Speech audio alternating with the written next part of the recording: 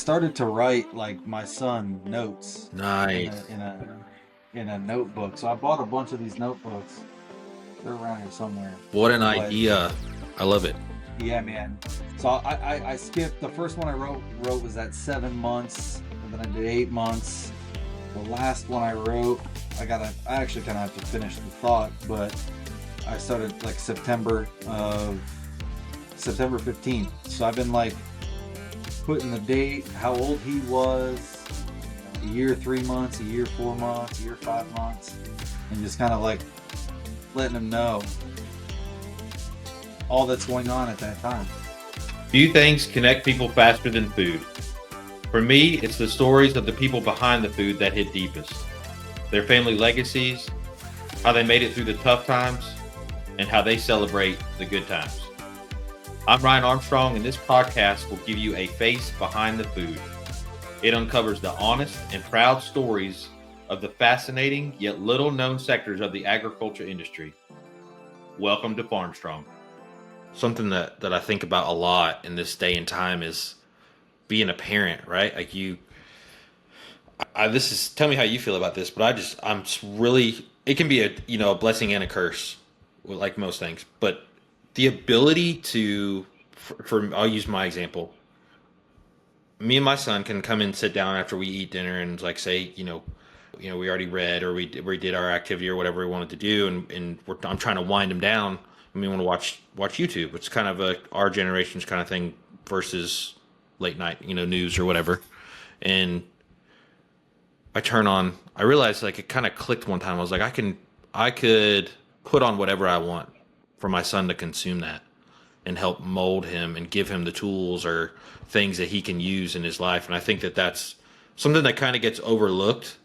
Yeah, it does have a bad side to it, but I also think that people should really try to take that in and see how they can use it as a plus. Not that they should sit down and watch TV all the time. They need to go outside and get dirt in their mouth and under their fingernails and all that kind of stuff. But at the same time, like we watch Chef Jean Paul Bourgeois. I don't know if you ever heard of him, but like the Duck Camp Dinners dudes, like Yeah. my kid is pumped up, man. He's about it, right? Like, and it's teaching him to cook and it's teaching him how to talk to people. And it's just like, Yeah. I don't know. I just I want to mean, hear your thoughts on that. Like, having a son also. So we it's an evil, yeah, and a necessary evil, right? yeah, But it's like anything. I like sweets. Okay. yeah. I do. I have a sweet tooth, and my wife knows it, and she'll get the Trader Joe's cookies and the little peanut butter cups. They're Yeah. dark chocolate peanut butter cups, buddy. Don't get them, Okay. right? Yeah. And I'll eat them, and I'll eat the heck out of them. Where'd they Hmm. go? I was like, well, they're on the shelf to be eaten. I ate them, right? This they're okay in moderation, right? Yeah. If you're working out and you're sticking to a diet, give yourself a day, have something sweet, but don't eat a whole chocolate cake kind of deal. It's the same thing for social media and YouTube, Hmm. right? YouTube, I think I read one oh, I don't know, a couple years ago, something of how many hours of video get uploaded to YouTube every day. It's an inconsumable amount of videos, Yep. right? But you can also use that as a tool, just like you said. So, what direction are you going in life? What are your hobbies? I like to hunt. I'd like to fish more. I'd love to learn how to fly fish. That's right. I'd also love to woodwork. I'd like to restore a classic car, right? Yeah. Amen. All of those things I have done at some point in my life that I know that I like that. I want to learn how to tie more knots, right? Hmm. Fishing knots, rope knots. I want to learn how to braid am steel so when I'm sitting in a tree, I can tie my own knots and I can have something in my saddle so my bridge is fixed, whatever, in my saddle for hunting. Hmm. I can look all of that stuff up on YouTube and it's applicable because it's to my hobbies. So I say all that to say, what do you want your kid to learn from this? What do you want your kid to consume? I'm not saying use it as a way to mold your kid, but find out what your kid likes. Hmm. I was listening to a podcast of a guy that I used to work with at the TV station in college, and I'll get the name of it for you, but it's a Catholic men's group. They meet, they talk, Mhm. and they were doing their post summer. Kids just went back to school talk, and they went off to camp. And he said, "Yeah, your kids went off to camp, but basically mine, we watched everything freshwater fishing related. My son is into now. I didn't even know what a whopper plopper was until he started getting on there." And he said, "There's a whole freshwater fishing lingo that he's learning." And all I could think about was like, that's the equivalent of a kid joining travel team baseball, Fair, yeah. right? Yeah. Right. The kid's got all the safety equipment. He's running around. He knows what's cool, what all the kids are doing, all the gloves. It's just the kid likes to fish. He don't like to play baseball. So here's the YouTube. We watch fishing videos. We're both better fishermen because of it. And my kid's outside. So you could use that, Mhm. right? But you also got to get them outside. Absolutely. You don't want them sitting in front of a screen. You know, there's kids that are learning all these TikTok videos. It's literally something that I've learned from my nephew who watches YouTube, but he also goes to, I forget what grade he's in, but elementary school. And there's this thing, it's an AI generated cartoon. It's called Brain Rot. Literally called Brain Rot. Wow. And these characters have weird names, but if you look at it from a business perspective, it's like, why didn't I do that? Because they're getting hundreds of millions of views from these kids, and it's generating revenue from that, right? So it's like, that's a good idea, but let's be productive about it so that there's not like this meatball with feet running around or this stick that has a weird name. They could be doing productive things. I just don't think that's productive, and it just literally rots your brain. So that was a long-winded way of saying YouTube can be great if used properly. Yeah, I mean, And I I can want to restore a 69 Chevelle SS. do what now? Oh, how to restore. I want a 69 Chevelle SS with a Yeah. 396 big boy. Is that your go? That's your main. That's your only one. I no, definitely not my only one. Yeah. I mean, my first car was a 79 Camaro that I rebuilt with my dad. Right. Sweet. We started building it when I was 14. We got it for like $100. We put two cars into one, and that was my first car when I turned 16. So heck yeah, I'd love to do that with my son, you know? Oh, dude, yeah, But that is one of my. I want to do that so bad with my son. Like, get him like a '70s, late '70s Silverado or a late '70s Ford. Restore that baby. Let him drive it to school. yeah, I mean, yeah. I'd probably learn as much as he learns. For storing that thing. You know, I have this prevailing thought amongst others on my hour to drive to work is that, I met my wife when I'm 20 in 2020, right? So almost 5 years ago. And that's when she met me. So she only knows from that point forward. She doesn't know, Yeah. as she only knows about this much from as back, right? Right. Before I met her. And when she gets these ideas, or like, for example, we were building our nursery for our kid. She's like, "How are we ever going to do this?" I'm like, "Well, what do you want done?" "Okay, I got to move the chair rail. We got to mud it." I ended up having to skim coat drywall. Oh no. And I had never done that before. Oh but no. Thanks to YouTube, Yeah. right? Thanks to YouTube, I had figured it out. And I will never do it again. So part of that is learning what you can and can't do. That's right. And your skill set. I'm sure I could if I practiced it, but I really don't want to practice That's it. hard stuff. But she did not know the capability, right? And it's a blessing and a curse, right? Like, I know what I can do. I know that in chiropractic school, I worked on cars with people to make money to help save my classmates money. Like, oh yeah, I can do that in my driveway. Just buy that, and give me a couple $100. Me and Chris will do it. We'll have it done Saturday. Okay. But I ended up doing the drywall, the chair rails, and then it was supposed to be peel and stick wallpaper, but my father-in-law came over to help me. And I was like, no, I think I can get it. It's just peel and stick. And it wasn't peel and stick. So we ended up having to dunk it, put it on the wall, scrape it, get the Yeah. bubbles out. The glue was everywhere. But it was fun. And she didn't know that we could do all those things because she hadn't, that was before her. Right. So it's just a prevailing thought that I have of like, how can she know what I know? But we just go through life and she'll figure it out. Built a goat house for her. We have 4 goats. So Nice. there's my livestock people. That's my ag connection. Are they fainting goats? They are non-milk producing goat pets, Nigerian dwarf goats. Nice. So one day we'll have some producing stuff. But there's just so much to talk about with real life daily struggles to how that applies to just where I get my food, man. Like it's such a that is if I had as a healthcare practitioner and somebody who looks at things from a KISS mantra just to keep it simple, right? Just keep it super simple. How's that?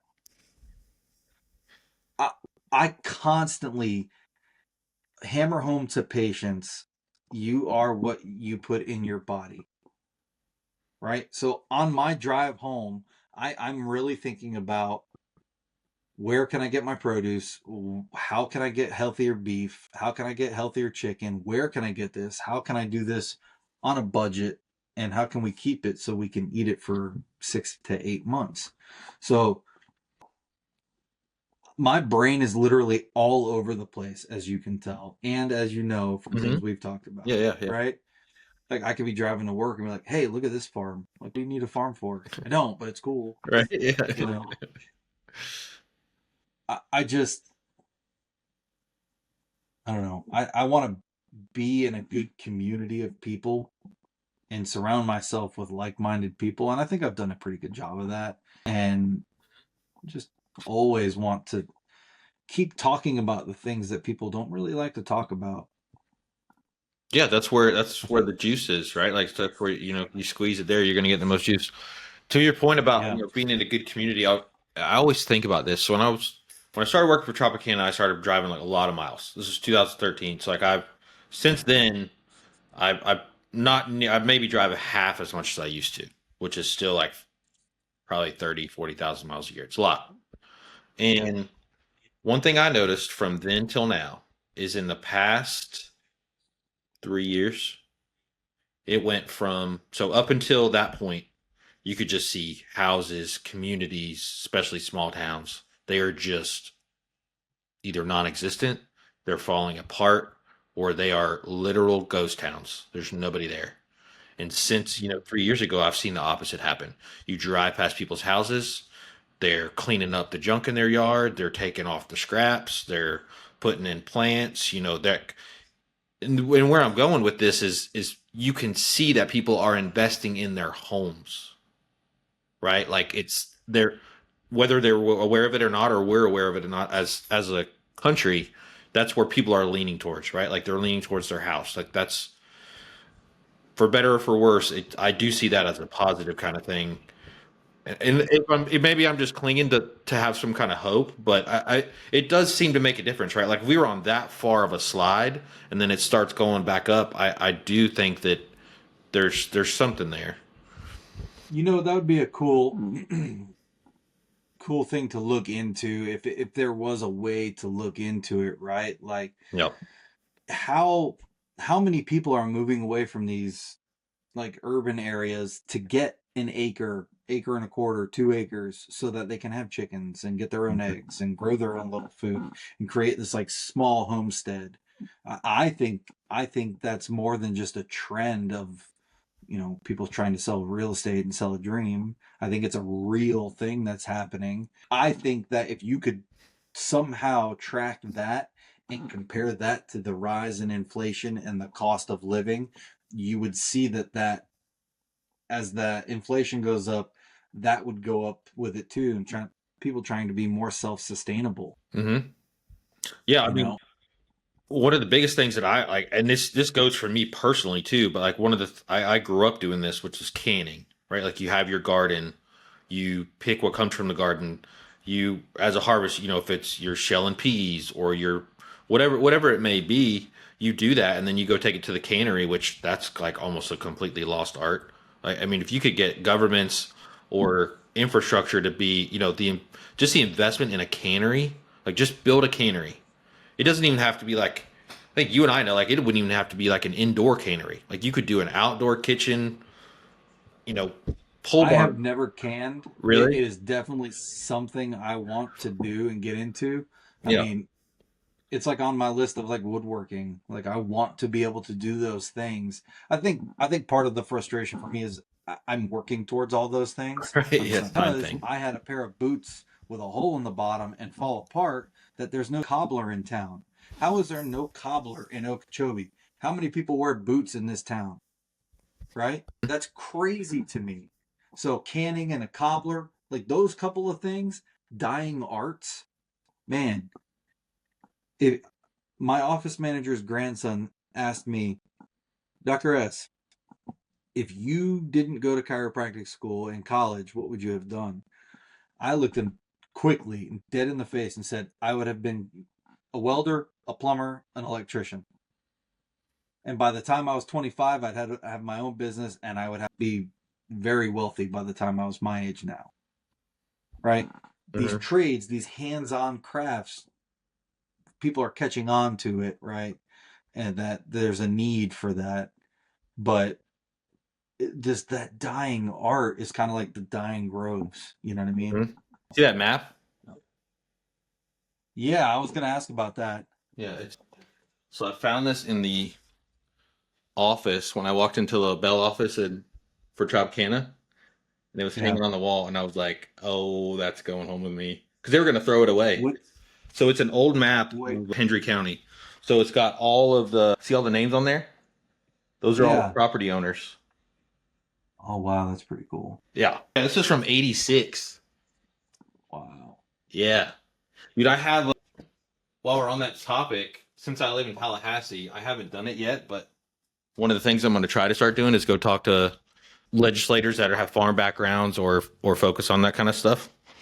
But I have a map, a bucket. I don't know what you call it, like a bucket, but it's a storage container full of maps, and it's all aerial photos of groves, black and white. Wow. Yeah, That's cool stuff, man. I, yeah. I have so much wall space in this office and I don't know what to decorate it with. And I mean, that kind of stuff is like cool.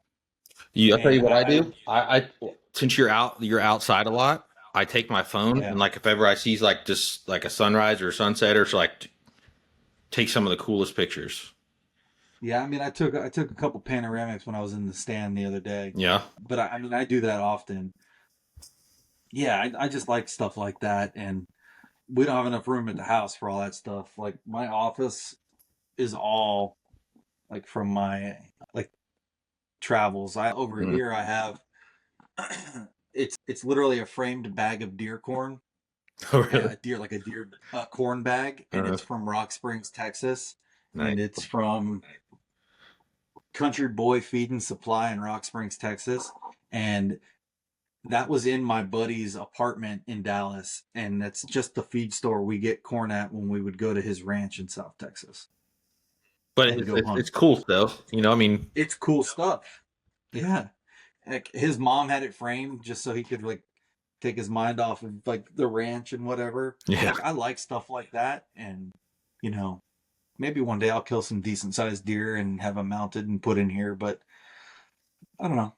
I like stuff like that. I appreciate it so much. Well, it goes back to I what just you're maybe talking that's about. It's not what people focus on. People don't look at that stuff anymore. They don't think about it. It's not valuable. I mean, it's no, there's things are disposable now. Oh, I'll just get a new one. It's like, where did you learn that? My 7, 8 year old nephew. Where did you learn that? Just get a new one? Like, no, let's fix it. yes, yes. Right? Let's fix it. And if we can't get it to work, then we'll get it. You Yeah, know, this that was is for a water gun I bought him. really. He's like, "Oh, just buy me another one. Yeah. You buy me another one. You Yeah, know you're right. Yeah, yeah, yeah. These little boys love what? water guns. I don't know what's up with that, Oh but man, it was cool. It was. I social media, right? I did see it on TikTok. That you can learn some stuff on TikTok, yeah, that's bro. why I don't have like that was the deal breaker for people. Everybody's addicted to TikTok. Addicted. I am I am not addicted to posting videos. I can tell you that. But Yeah, but learning stuff like man, that's we were talking about canning earlier. yeah.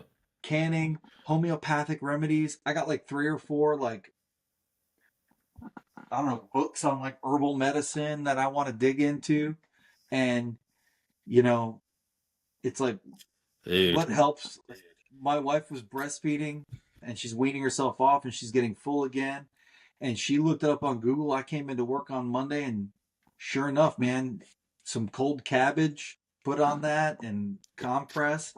It's just crazy how that is a dying art too. Yeah, talking about this makes me want to like how valuable is the stuff that my grandma and my great grandfather were teaching me running around with them when I was a kid. Like I remember getting just it ate up by some wasp, right? Like just getting hammered. And I run inside and I'm wailing, right? And she's like, "Come here." Pulls a pack pulls a pack of cigarettes out of the cabinet and busts them open, slaps some tobacco on there. I'm like, "What are you doing?" She's like, "Just wrap it up and keep it on there. Go play." So Yeah. we had an anatomy teacher, and like stuff like that is I didn't I grew up. My both of my grandfathers died at a young age from my parents, so I never met them. Oh wow. And my mom's mom died when I was 8 or 9, and then my dad's mom died when I was in college, like just my first or second year in college. So I didn't have that connection with my grandparents to learn that sort of stuff, but I wish I did. And I talked to my wife about that stuff. Hey, I don't care if it's a Monday night or Monday morning at 8 o'clock, and my parents are in town and they want to stop by and see Theo. Good, have at it. I said I did not have that ability as a kid. I want him to have that ability with his grandparents, and like she was like, yeah, duh. Right. Yeah. Here we are. Duh.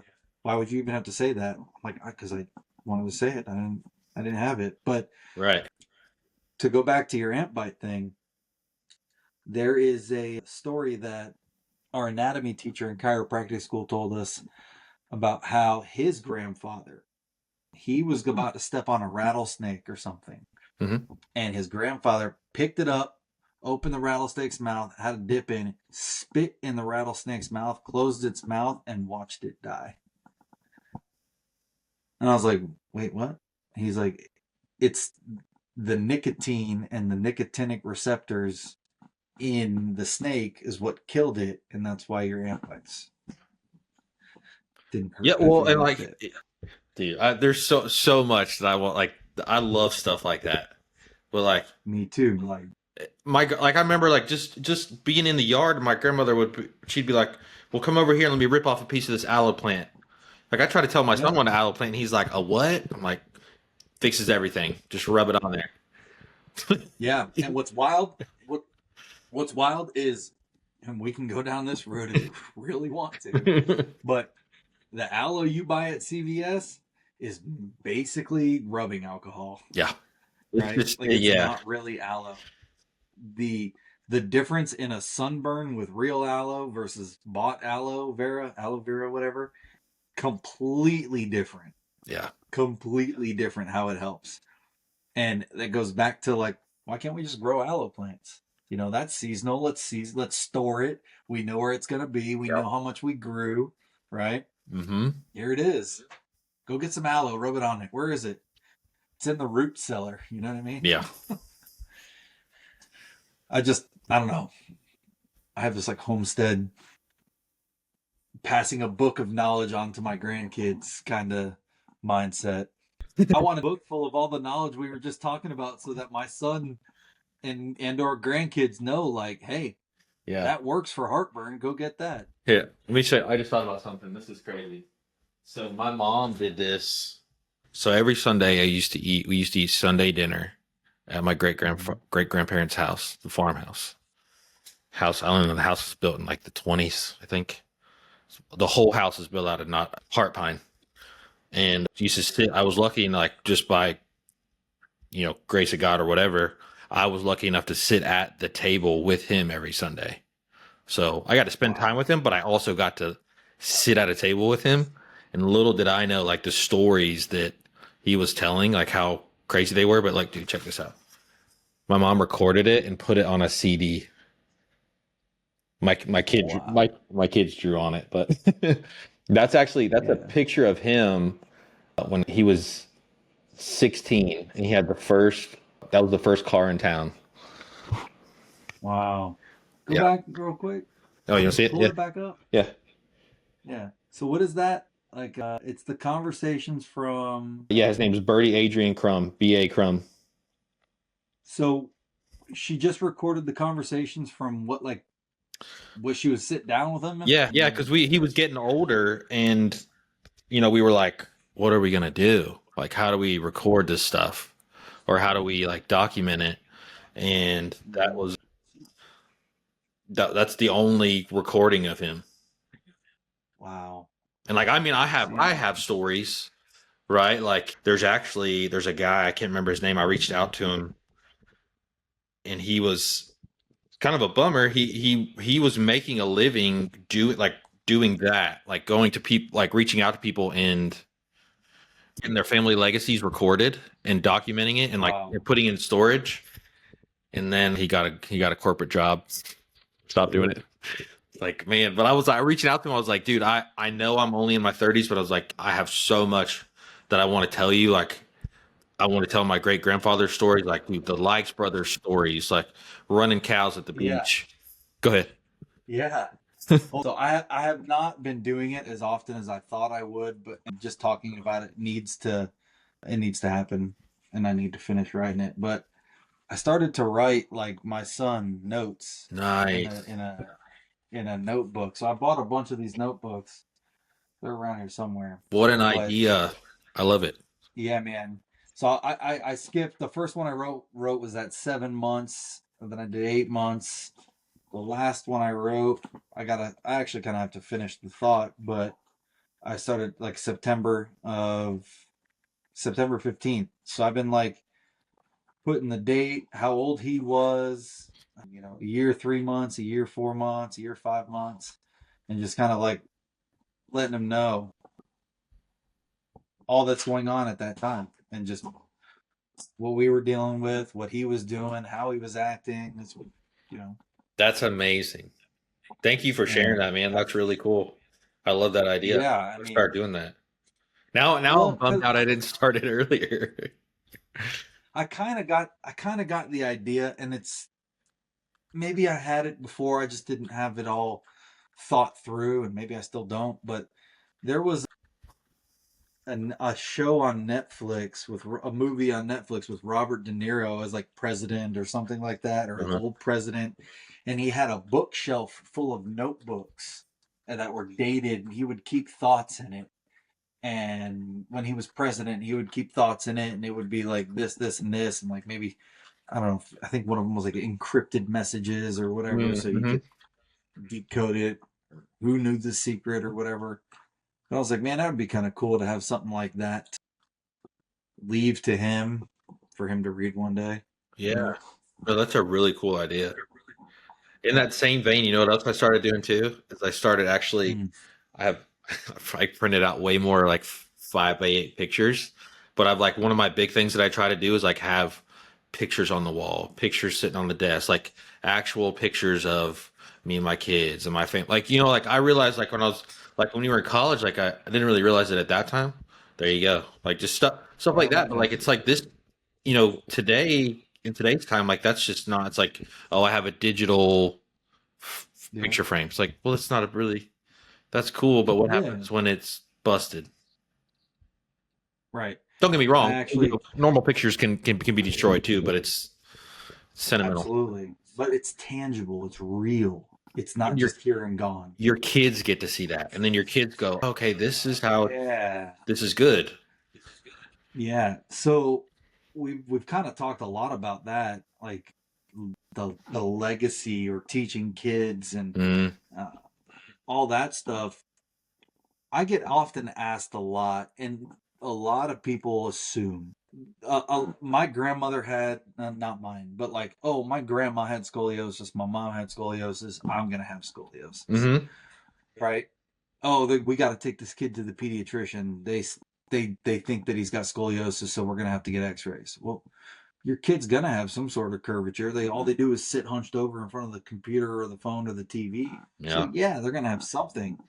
But to your point about, and why I'll tie this in a second, it's tangible. The kids see it. They watch how you act, right? I'm there's a neurologic. I can't think of the reflex, the neurological term. I just know that it's a neurological development thing that, your kids watch and learn how you do things so that they can learn how to do it. Oh yeah. A good example is Yeah. my son, when he's still like learning to eat new things and how much he could put in his mouth and all that stuff, Yeah. right?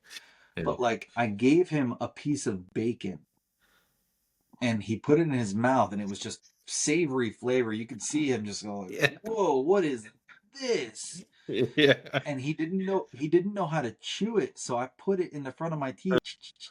I said, "Chew it." Yeah. So now every time he eats a piece of bacon, he goes like basically like, "Daddy, look." All right. Yeah. And that's how he eats it because he watched me do it, right? So how does that relate to scoliosis and what I was talking about? Your kids are going to watch how you walk, how you sit, how you stand, how you sleep. They are going to neurologically develop and do the same patterns that you do.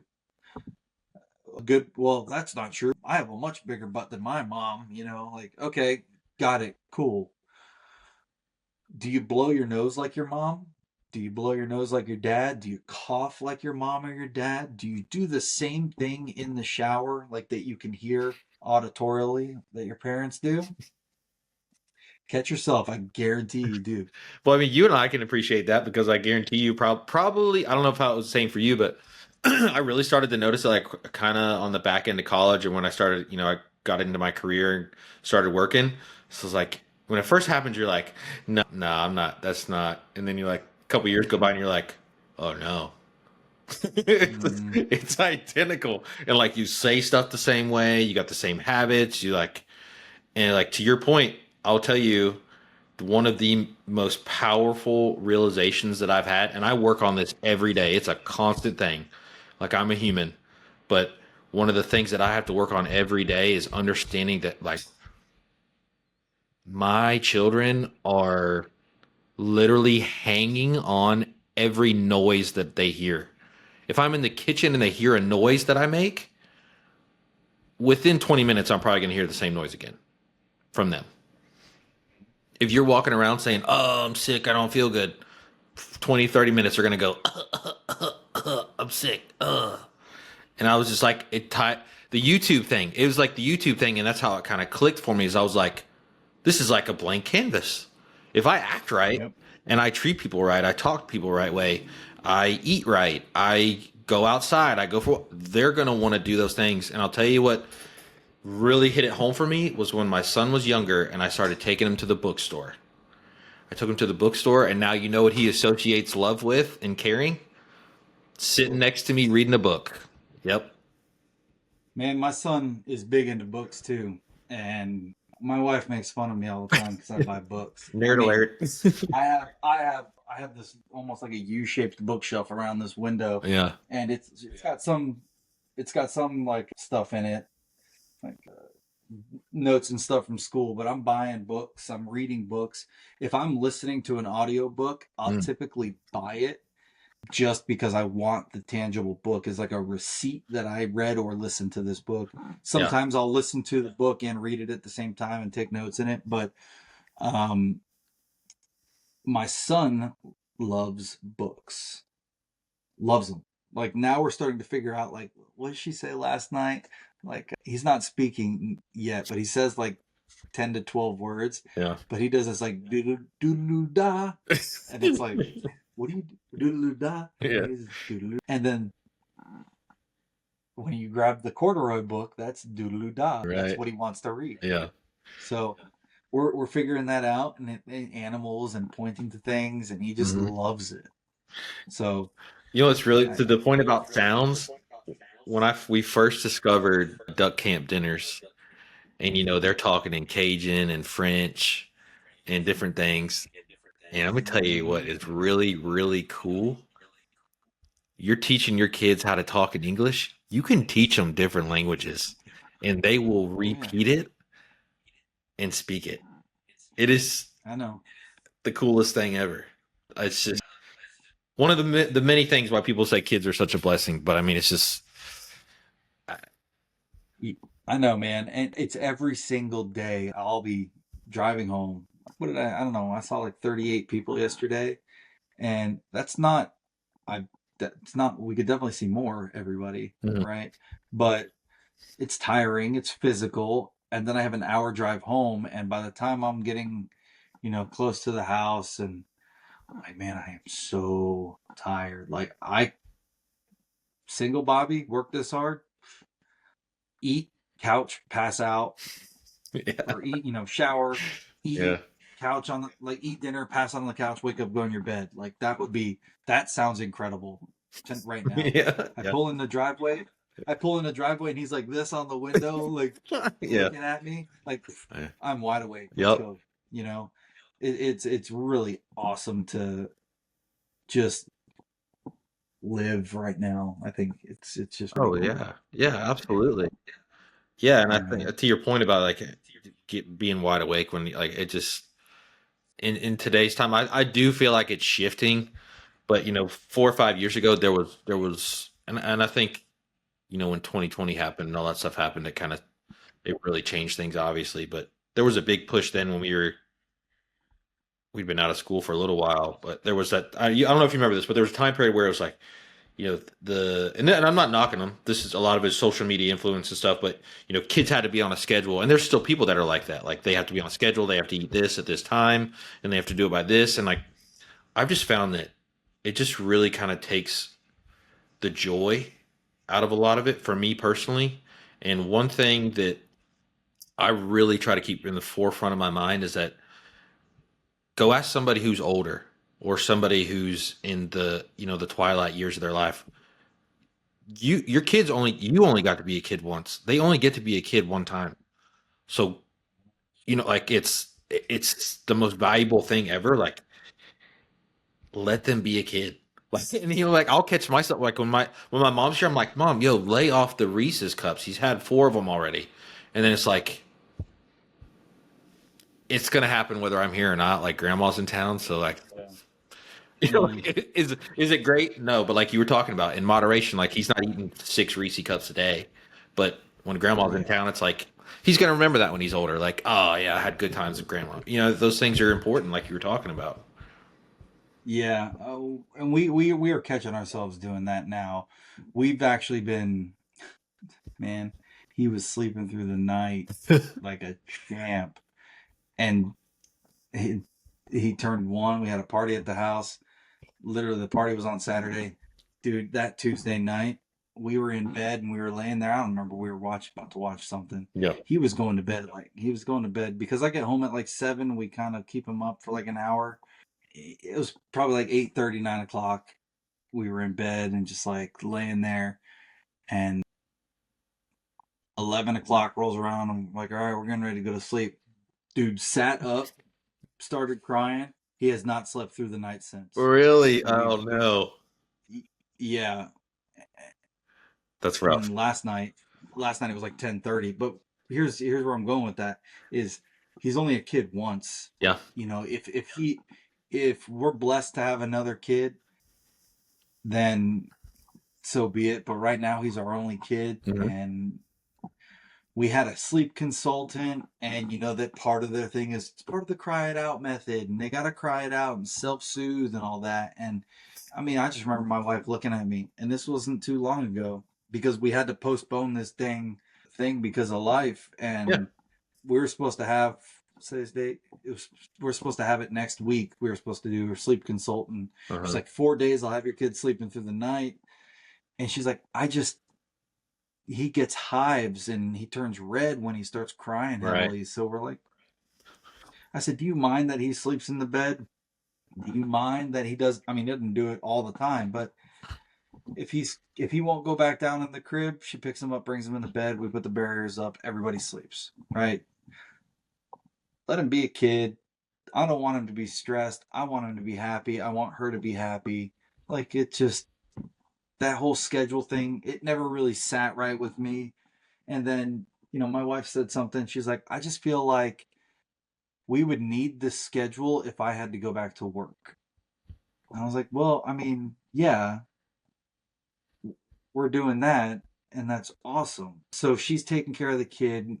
You know, I'm super blessed.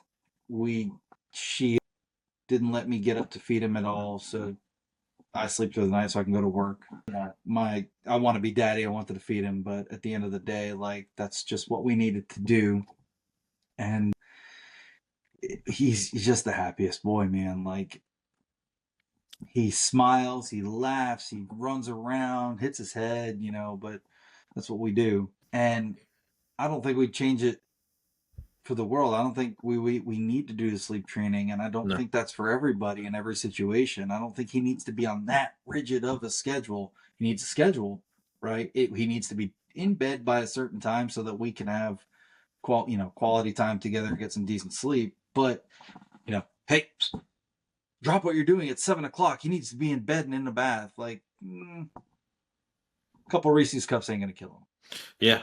No, no, 100%. And what to your point about, the sleep consultant and working through it, I, in my mind right now, I'm hesitating about bringing this up, but I think, I feel convicted to say it. But in my situation, we've had conversations about this, and I'll keep it vague, but that idea of having outside people, not that it's wrong to do that. There are obviously times for that to happen.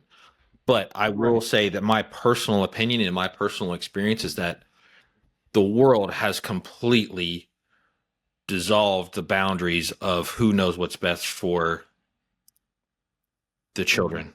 you. Yeah, and Yeah. your kid. Yeah. Yeah, because like I said, I'll keep it vague, but we've had conversations, and listen, I'm not the only grown man out here talking about this or a dad talking about this, but it's got to get worked out. The court systems and the family court systems are so out of control.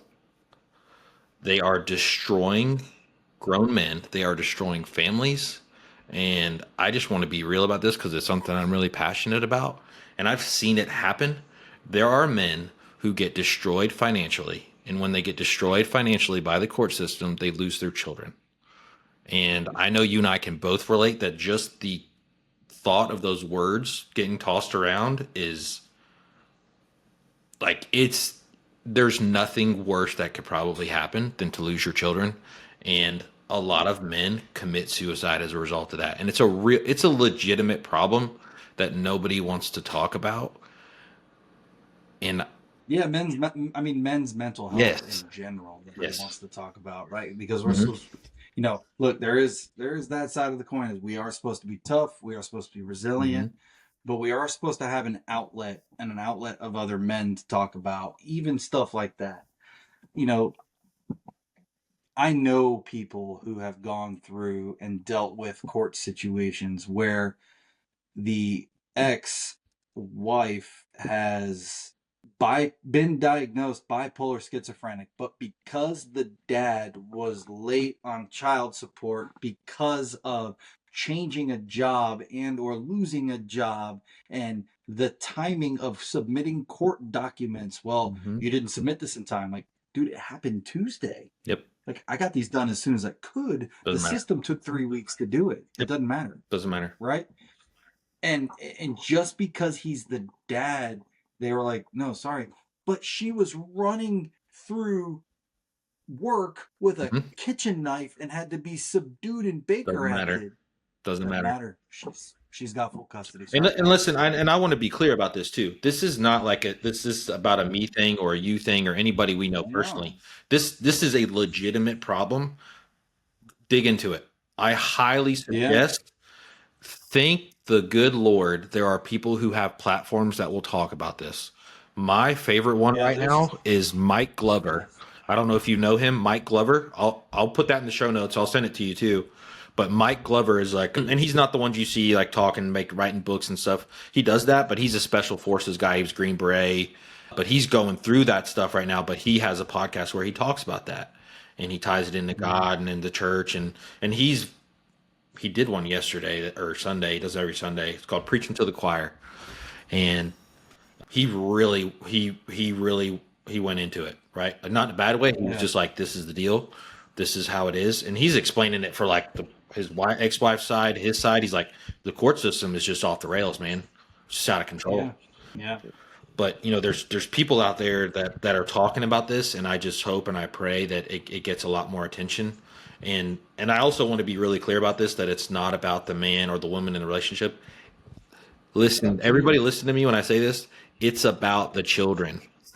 It's about the kids. It's about them having time.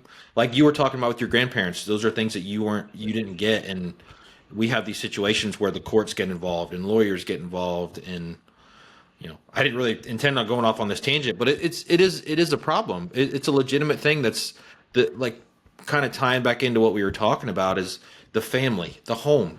That's the integral part of it. There's nothing wrong with not being able to agree and having to exit a situation that's not good for everybody. But you shouldn't have to spend $500,000 or whatever it may be on court costs or time away from work and all of that stuff just because you can't. You have to agree to disagree for the betterment of the children. And like, it just has to be about them.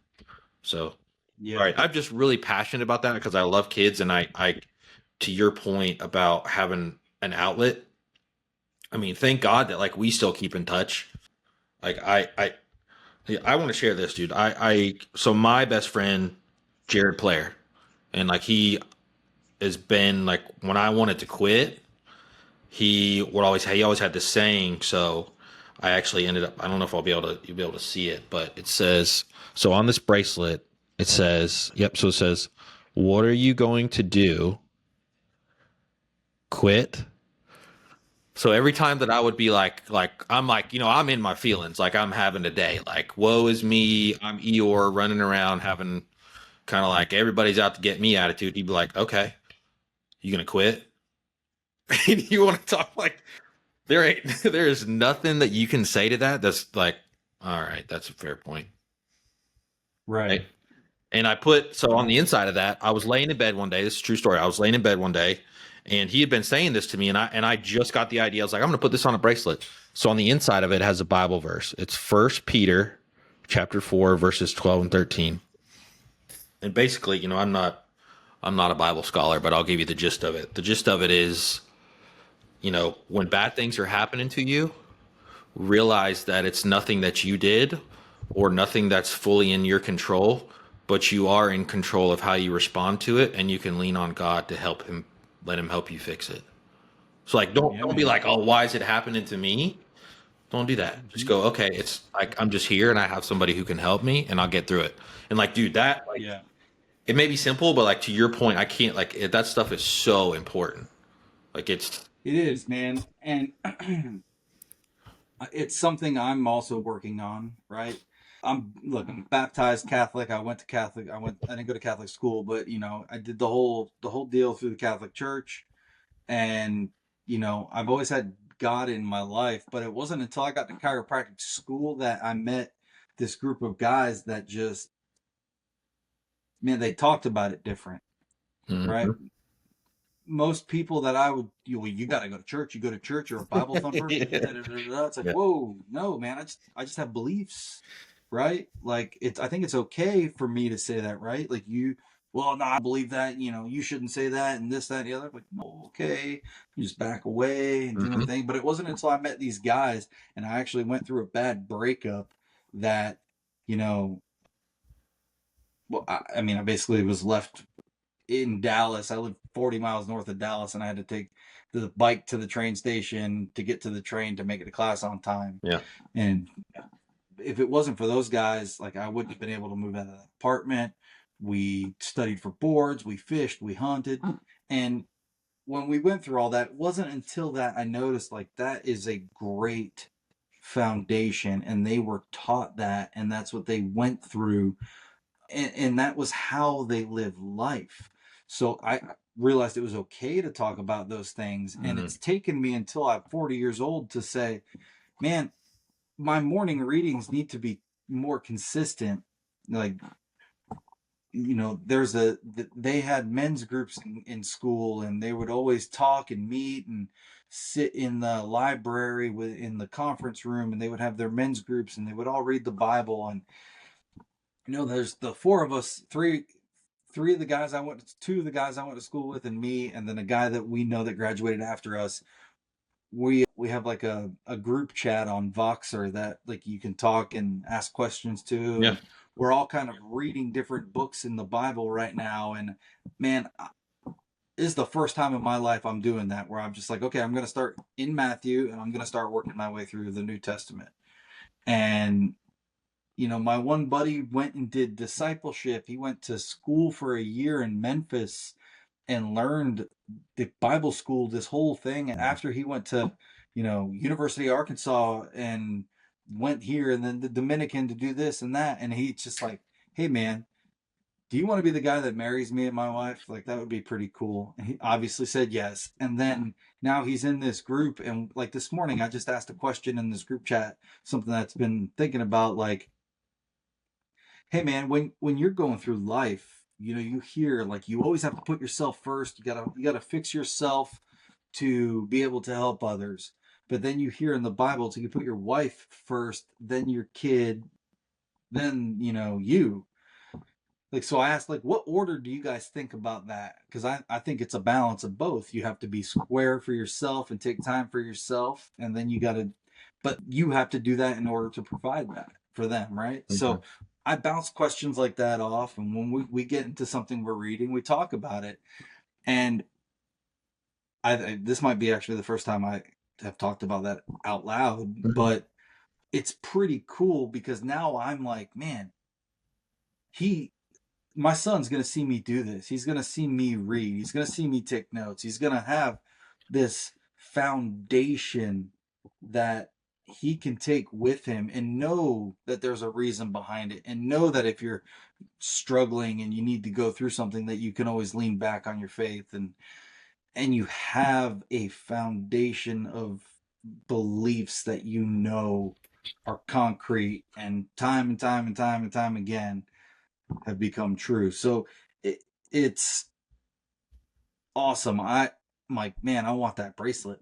I want a bracelet like that. That's freaking sweet. It's one of the things that I want to like, kind of like the cars and stuff with you. Like those are things like I want to get an engraving machine and start making them and just, I don't even want to, like, if it made money, that would be awesome. But like, I literally just want to give them to people. I just want to give them people, like, just because I can't tell you how many times I look at it and I go, like, I legit want to quit, right? Like, I'm just like, I've had enough. Like, I've reached, like, I want to quit, right? Like, and this isn't like I'm going to, but it's like I look down at that and I'm like, all right, that's not an option, like, and it helps. It's not. Yeah, it's not. Right. Well, if I quit right now, what happens? They suffer. Yep. So it's awesome, man. There's so much we could talk about. We can do another episode as soon as you're available, because this is, I mean, we didn't even, I think we got to the first question. We might do a little more structured, but whatever. No, we try to make it that way where it's just talking. I mean, that's what people desire, right? Like that's what people are looking for. Like we were talking about the art of conversation. That's what people want to listen to. They don't want to hear ads. They don't want to hear any of that kind of stuff. I mean, listen, we know it's a business. Some people have businesses and they have sponsors and stuff, but it's. I got a business coach. Oh, do you? He's got, yeah. He's my mom's cousin was a chiropractor, and he's his old partner. And my second cousin bought him out, but because he was getting into this coaching side of things. So he's my coach, and he's got this thing where when you're at a networking event and you're talking to someone and you shake their hand, hey man, I'm Dr. Safranski, here's my business card, I'm a Big Lake Chiropractic, you know, and I'm talking to you about what I do, and you interrupt me. You take the card and you put like a star on it, and or a number 1 or an A, and you put that in like your left pocket. So people see you making a note on that card that, like, man, I'm special. That guy's going to call me. Because 9 times out of 10, the person who does that just wants to talk about themselves and really doesn't care what you have to say. And they're really not going to become a patient, right? They're really not going to help you grow your business because they really just want to talk about them. Now, there's the side of the coin where you invite that conversation and you let them do that so that they come into your business and become part of your community. But the people who cut you off and just want to talk about you, want to talk about them and their business and how well they've done and who they are and yada yada. Yeah. Okay, star. Oh, he starred my card. He's probably gonna call me. That's the do not call list, man. Do not call. Now everybody's gonna be like, but "Did you just star my cars?" Yeah. Or you put like an A1 on that, and they're like, oh, what are you doing? I was like, oh, I'm just making, notes for who to call and, whatever. That's funny. But the conversations need to be had. They're hard to have sometimes, but people really just want to talk. And there are days where we have saged this office, gone through the whole saging ritual, asked some of our Seminole tribe patients, like, hey, what's the proper way to sage a room? We got to get this out of here. Yeah. And we've done that to the office because of some of the things that we've been told and vibes in the office. And then there are days where you are more of a counselor than the chiropractor, and people just pour into you, and you just I'm just drained. And, but the conversations need to be had. Who knows if me listening to that person who needed to get it off their chest, what the result of that was. Like this, I've been talking to you for almost 2 hours. No, I've enjoyed it, and I think we can.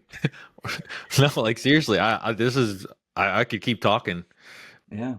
To your point about the Seminoles and the sage, I feel like that's a kind of a good ending point, but I think that's a good starting point for our next one, because that's a really good avenue to go down, and it kind of relates to agriculture and spiritual warfare and good and evil, and that part of the world is very little known area to a lot of people outside of it, but it is very real, and it is everything that people think it is. I'll give you a quick little story. Yeah. About the Seminoles. When I moved back in 2017, I joined a hunting lease, and we hunted in Alabama. And we would drive 75, turnpike to 75, all the way through I-10, and then cut up to go into southeast Alabama. And we had a buddy of mine now join the lease, and he always wanted to drive. Like, drive. And one time I told him, I was like, hey man, I'd like to drive. I would like you to ride with me. I will drive. I get car sick sometimes because I have an eye issue, and sometimes I get car sick. So I said, but hey, if I drive, I stop for gas typically at these points. And he's like, why don't you stop for gas? That doesn't make any sense. Why don't you stop for gas in Tallahassee? I said, because Tallahassee is in Leon County, and that's where Florida State University is, and I will not spend a dime in Leon County. Dude, it's been an adjustment. I kind of just deal with it. But dude, funny story about that. That's my Seminole dude. Dude, I'll never forget this. I was at a shoe store, like getting shoes for my son, and I had on the gator hat, and I walked up to the counter, and the girl goes, "Do you know what's on your hat?" Yeah. She's like, "Do you know where you are?" I said, "Yeah." Well, why are you wearing it? I'm like, "Why are you Seminole?" Like, that was a great story, but it's just like getting used to living here. Like it's crazy the different perspectives that we have. Oh, I could tell you some more. And next time I'll bring up, just remind me Yeah, to tell you about the we need to get into the teacher cheer from side God's of it. house. The cheer side and Oh yeah, I bet there's some stories in there. Talk about. I'm sure there are, but you want to talk about a way to network. Oh, true. Man, that's been one of my biggest networking conversation starters, and it blows people away when they find that out. It's pretty wild. So, just as a teaser for the next episode, just tell them exactly what you're talking about and referring to. I was a cheerleader at the University of Florida, and how many years did you man, do it all 4 years? I did it 2.5 years, technically. But I mean, we can get into that and get into how I got into UF, all that deal. Okay. Well, thanks, man. We killed this 2 hours. That was a good time. It was legit. I enjoyed it. Felt like 5 minutes. Thank you all sincerely for connecting Field and Fork with us today on Farmstrong. Never forget that every day is your God-given opportunity to change the world. Please let us know your questions or guest suggestions at farmstrongpodcast@gmail.com. A special thanks is due to Casey Brown with Teal Hat Communications for producing this podcast. More importantly, we want to thank you for investing your time in this podcast and taking the time to connect to the agriculture industry. This is a Farmstrong podcast. Work hard, be honest, speak proudly.